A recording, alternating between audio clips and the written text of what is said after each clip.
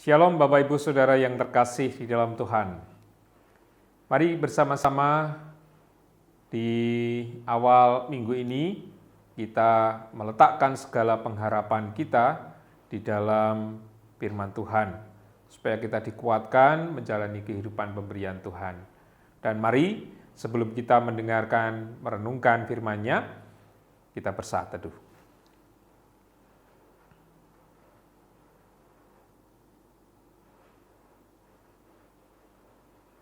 Firman Tuhan terambil dari kitab Habakuk pasal yang kedua, ayatnya yang keempat. Kitab Habakuk pasal yang kedua, ayatnya yang keempat. Sesungguhnya orang yang membusungkan dada tidak lurus hatinya, tetapi orang yang benar itu akan hidup oleh percayanya. Bapak Ibu, saudara yang terkasih di dalam Tuhan.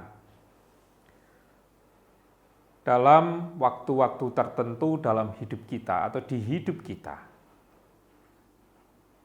sebagai manusia pasti pernah melakukan hal yang barangkali membuat orang kecewa atau membuat orang tidak merasa nyaman dengan kita.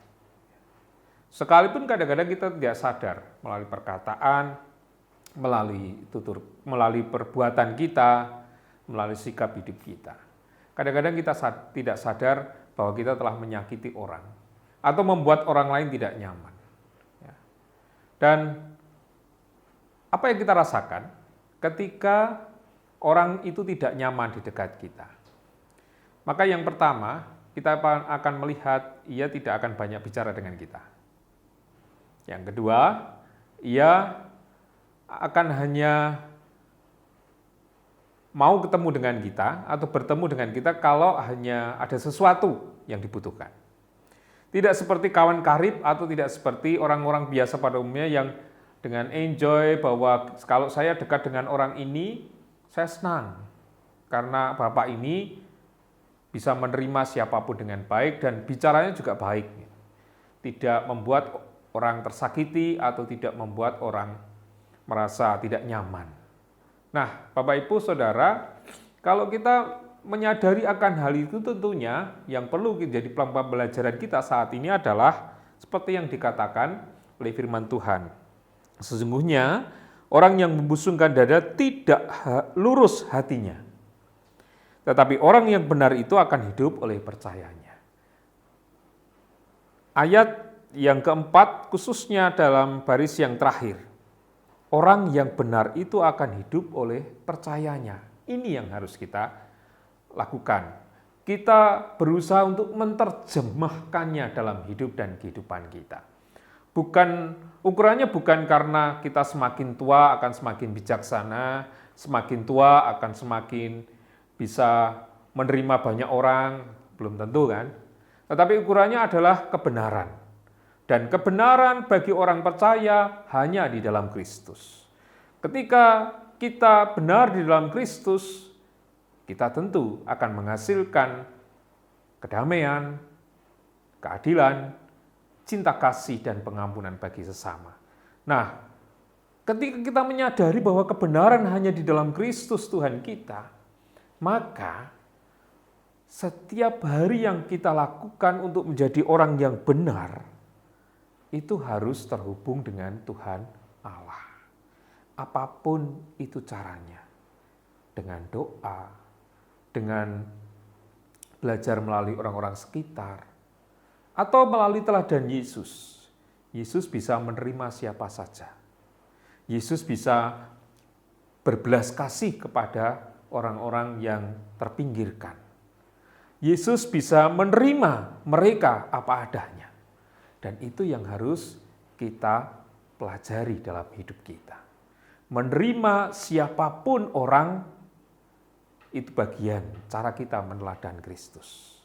Nah, oleh karena itu, saudara yang terkasih di dalam Tuhan, kalau firman ini mengatakan orang yang benar itu akan hidup oleh percayanya, dan itu yang terjadi.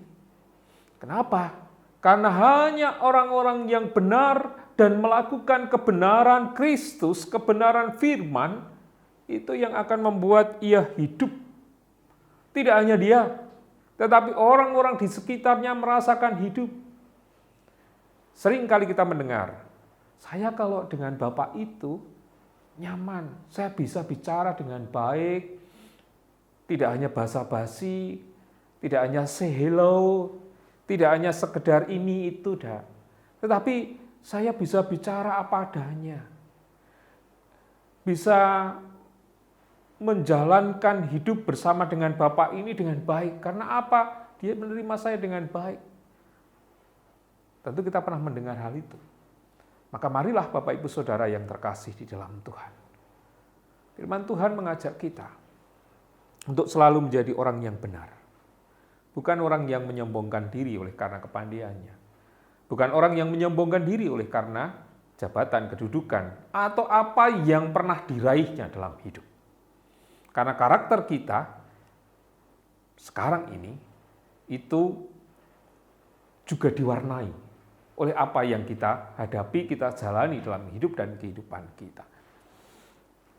Menjadi seperti sekarang itu juga karena perjalanan kehidupan kita. Terutama di lingkungan kita, di pekerjaan kita, dimanapun kita berada. Namun yang terpenting adalah ketika kita mau menyadari bahwa kita adalah orang-orang yang telah dipilih oleh Allah, orang-orang percaya, maka kita dan yang paling utama kita lakukan adalah bagaimana belajar benar menurut Tuhan. Supaya tutur kata kita, tindakan dan sikap hidup kita dapat memberikan hidup bagi sesama kita. Tanpa memandang muka, tanpa melihat siapa dia, dimanapun kita berada, kita bisa membuat nyaman semua orang. Kita bisa merasa, kehadiran kita dirasakan menjadi berkat bagi banyak orang. Oleh karena itu, mari bersama-sama kita belajar melakukan kebenaran.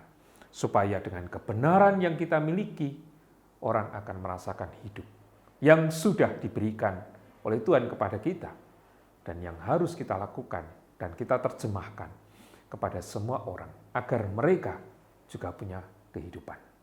Tuhan berkati. Amin.